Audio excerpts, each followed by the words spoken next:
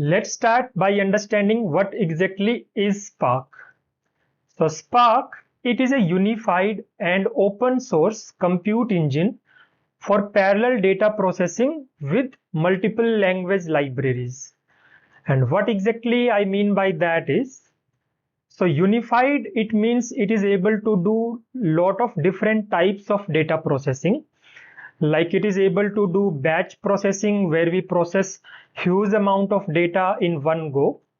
It is also able to support stream processing where we keep getting continuous data and it continuously processes the data and generates output. And the same engine is able to do machine learning related tasks also, like classification, regression, and many more. And it also can do graph processing. So it has all these capabilities as a unified platform or framework. Even though it has so many things that it can do all of them with speed. And how Spark became very famous and useful is because it was 100 times faster than the previous solution, which was MapReduce and Hadoop. And how exactly it was able to do is due to its in-memory processing. So whatever were intermediate results, it was storing them in the memory of the nodes instead of writing them to disk. These things you will understand more when we go in more detail. And when we say multi-language libraries, so these are all the languages which are supported in Spark.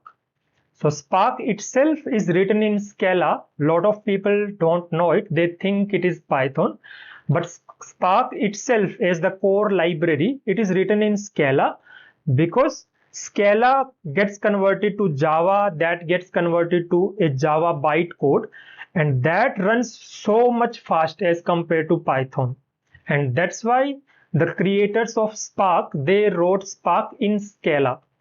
So that's why Scala is the default language in Apache Spark. Apart from Scala, we can also write the code in SQL, which is the most common way of interacting with Spark.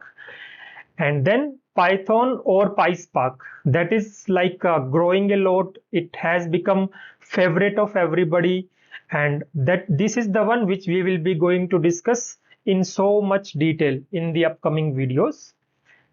And as Scala gets converted to Java, so Java is automatically supported there. And it also supports R, which is used for heavy statistical computing. So these are all the languages which are supported by Spark. There may be some more supported by some third parties, but these are the main languages supported by the core open source version of Spark.